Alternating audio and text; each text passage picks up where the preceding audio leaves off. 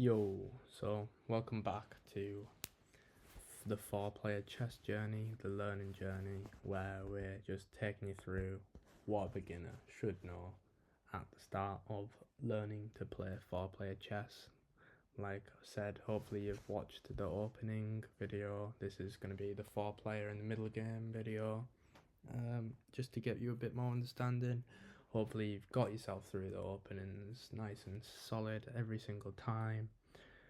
Now we can move on to looking at how to take that further, what to think about.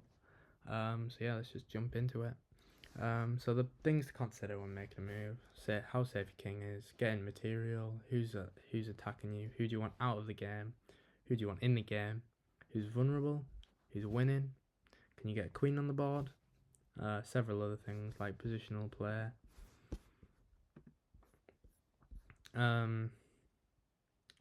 Yeah, positional play, improving position. What does this get you? Is it tempo? Stuff like that. In general, just aim to play solid. Don't expose yourself. You should consider who's likely to attack you. Choose who to attack. When we get down to 3 players, stuff like that. Consider who you want there. So we're just gonna jump into a quick explanation. Usually in higher level 4-player chess, you're gonna have sort of a 2v2 kind of thing going on. It's gonna be you and your opposite against your side players.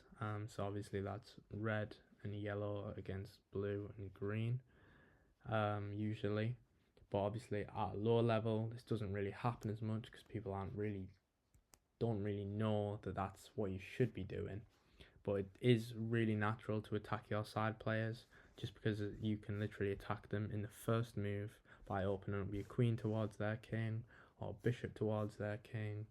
It's really easy to attack them, really intuitive to attack them, and it's often beneficial to work together with your opposite opponent to checkmate either of the side players, as to not leave yourself sandwiched in between. So obviously red's now out of the game in this screenshot.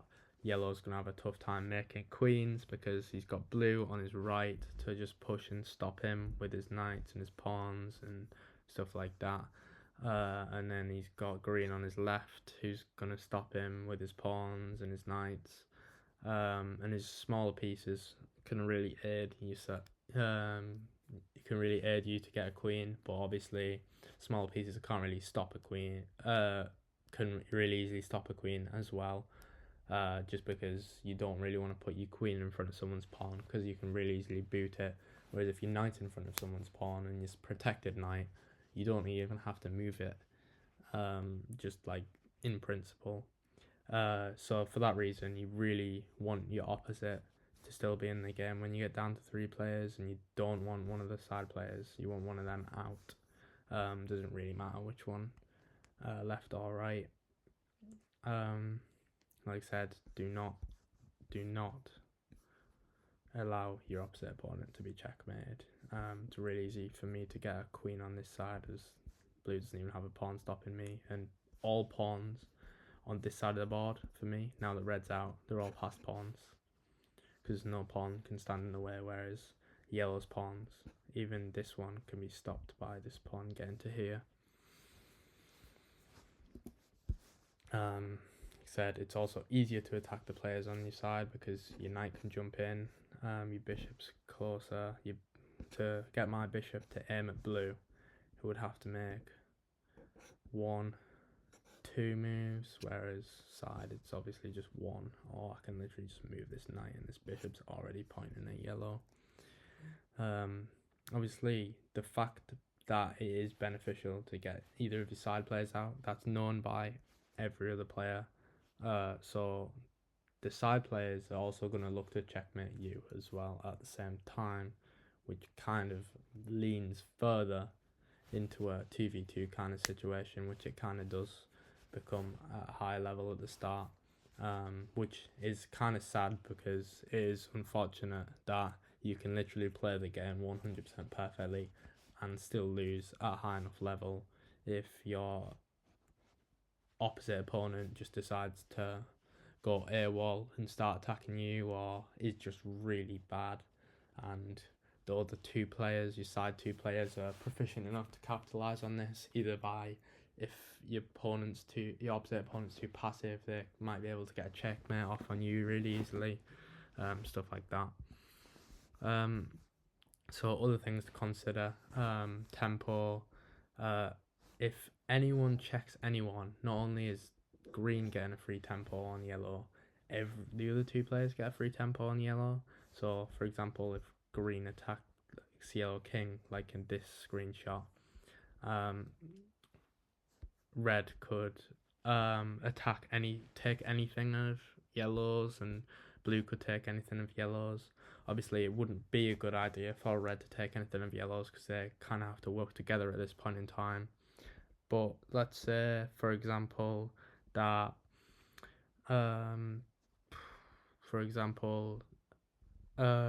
blue's rook was aiming at this any of like a yellow knight or bishop. So if blue's rook was here, for example, he could then take yellow's bishop for free, and nothing. Yellow couldn't take back because he would have to address the king's concern. The king being in check. Obviously, it's the exact same with two threats. So if your opposite opponent has created a threat on one of your side opponents, you can take advantage of that by also creating a threat on one of your side opponents, especially if it's a lesser threat, because then you get the benefits because they'll have to deal with the bigger threat. If you create a lesser threat, then you will probably benefit from that. Obviously, it's beneficial for green as well to create this check so that blue can get something of yellows on something on yellows, so that blue and green get further ahead in the game, yellow falls behind, and then obviously they might look to checkmate yellow, or even yellow can't stop them checkmating red, something like that. But obviously red's also got a move in this position, so he might look to be making a queen, he might look to attack something of blues just to stop anything happening too yellow, too bad, too serious, so yellow doesn't lose too much material and he's still in the game and they can still go and checkmate blue or green. So I'm just going to run through a quick game example. I'm going to run through this game from this position just to walk you through a typical middle game, some good moves. Obviously it's only 2000 rated game. There's definitely much higher rated games for you to go and look at. Much higher rated games where everyone knows what they're doing, but there's definitely a lot of blunders in this, and I'll walk you through why I personally think that everything's a good move or a bad move. Like I said, I'm not by no means anywhere near even good at this game. I'm nowhere near the best at this game, but I am better than a beginner, so I can point you in the right direction as to like where to go at the start of your like chess journey, 4-player chess journey.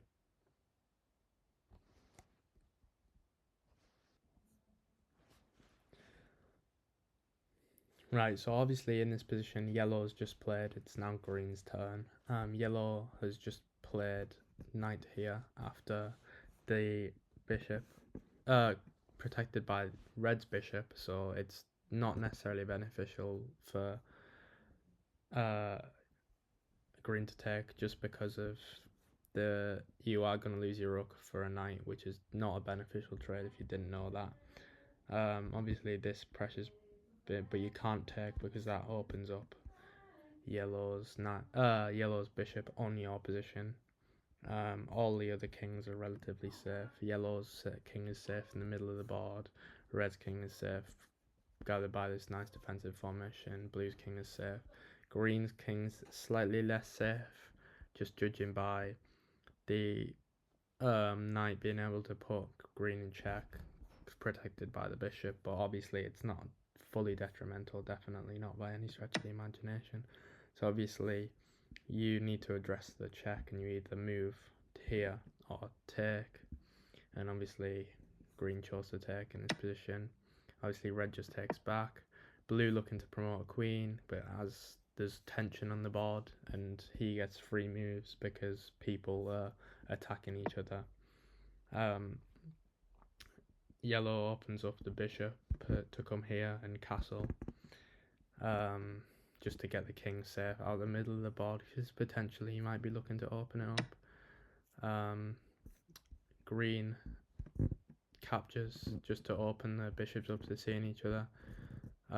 Obviously the bishop you shouldn't take your opposite opponent's bishop, so you should just move it out of the way anywhere, just to get rid of the tension, just in case your opposite just decides to do something stupid.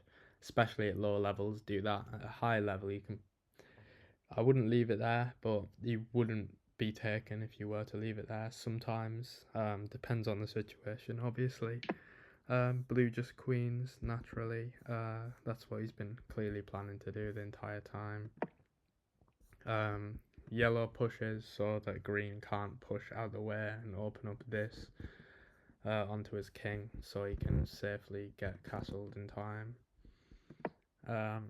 Just gonna move the bishop back, the knight back, and just stay safe. Blue coming back with his queen just to consolidate.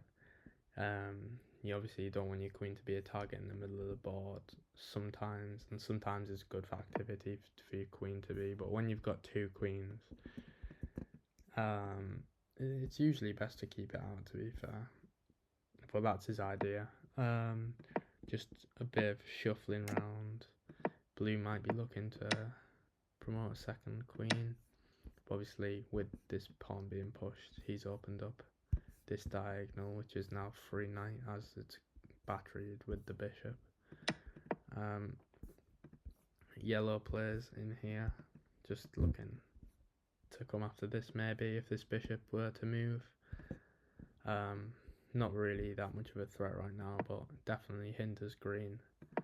Red moves out the way. Obviously you don't want to trade if you don't have to, just keep stuff on the board. Now obviously you'd lose your queen if you were to trade queens, not the best idea until the end. And yellow's just decided to trade the light square bishop, as all green's pawns are on dark squares, but the green bishop, green's light square bishop is a very good bishop, pointing out, but obviously if it can look out, it can be looked at, so obviously it's just been attacked.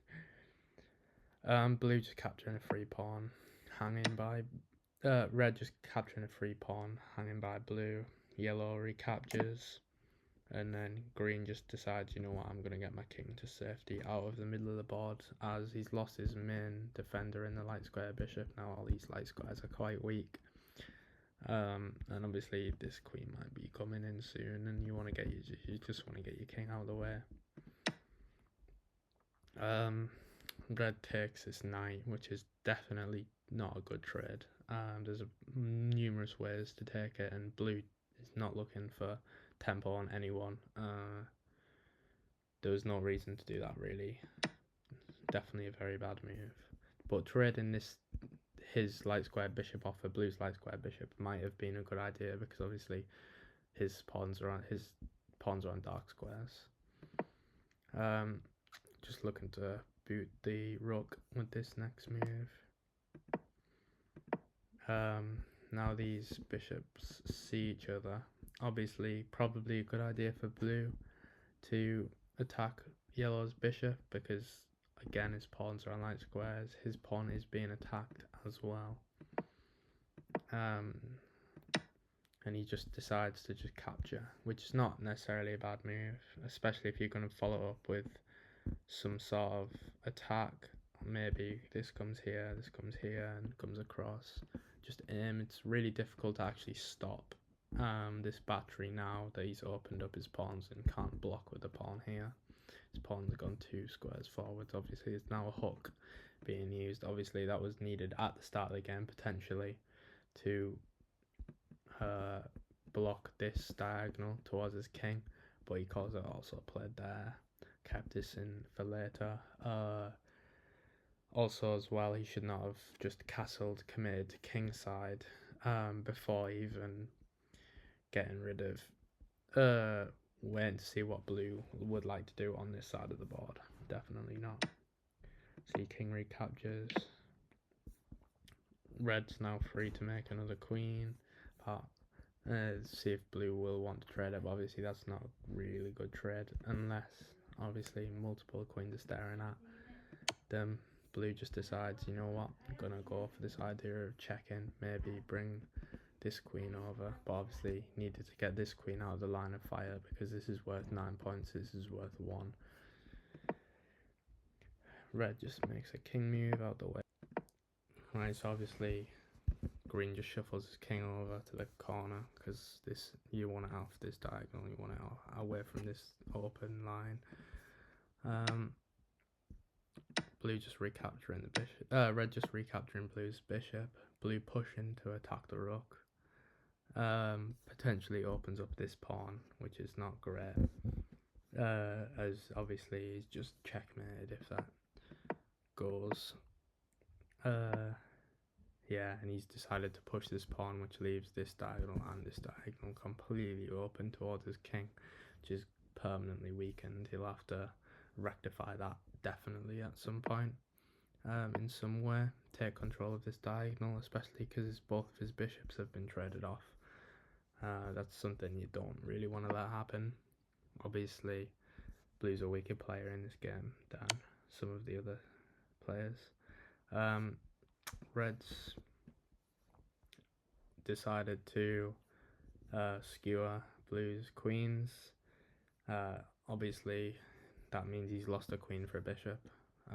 Not ideal for him, but that also invited blue to come in and check red, so always be careful about checkmate. And you'll see this is a double checkmate because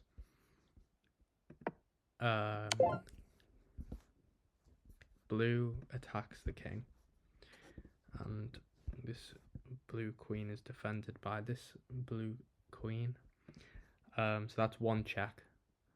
And basically a double check means that you have to move your king. So if you're checked by this piece and this piece, you have to move your king, because obviously if you just captured this, this green knight would be free to just take his king. Obviously this is a really good move from green. Obviously definitely the best move in the position, even though it might look to some people maybe he's hanging a knight in different ways. But obviously, first of all, checkmate's worth 20 points. A checkmate on one of his side players who was up a queen, definitely always going to be worth it. Like I said, in theory, you want your side players out of the game, and this obviously leaves yellow a bit sandwiched. His king's not too, quite weak, and now he's going to really struggle to get another queen on the board. Just now, like, it's down to 3 player. All of that goes out the window, and it's no longer middle game strategy. So I'll just run you through the rest of the game just without really much commentary, so you can see kind of like what I said before like come to pass. That it just generally goes, instead of being 2v2, it's now is truly free for all, and it's every man for himself really. Obviously yellow's being hit by both sides, but green's king's quite weak. Yellow's doing really well by pushing his pawns. Blue's kind of a bit static because his king's also weak, but he seems to be a bit more wary of that. Obviously green's got a massive point lead at the minute. Yellow is mistakenly going after blue instead, which is obviously not the best, because green is winning by so much. Yellow is so far behind now that blue and green have traded. Blue just resigns because obviously there's nothing more to be done. For him, he's going to lose his queen. He's going to get checkmated in one way or another. I mean, yellow might just come here and finish it for all he knows. But obviously, I wouldn't resign in this position because yellow should become wise to the fact that checkmating him probably loses the game. Yeah, anyway, moves on. The game moves on. All green has to do is wait for yellow to blunder, really. They're winning by so many points. All they need is the extra point,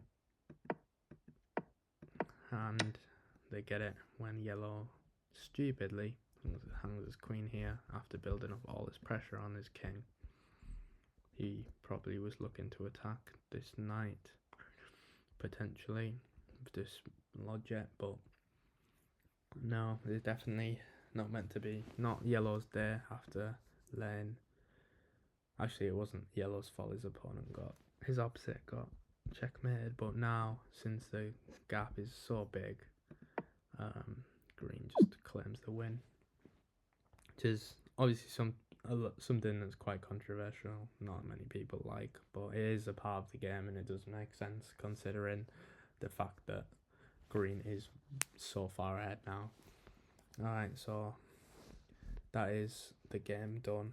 We'll just go back to where we are in the overall scope of the where we are in the overall scope of learning about starting 4-player chess. So obviously, we've just finished looking at the game. We've gone through a full middle game. So we've done openings, done 4-player theory, done middle game, sort of beginner wise. And next time we'll look at tactics, 3-player theory, 2-player advice. I can only really give advice. I can sort of give some theory for 3-player, but it is largely at that point it's not really theory. It's just like, if this, then this. If someone's winning by this much, then this. Obviously, it kind of matters who's winning and what, but we'll get into that next time. Hope you learned something from this, and I hope you enjoy playing 4-player chess.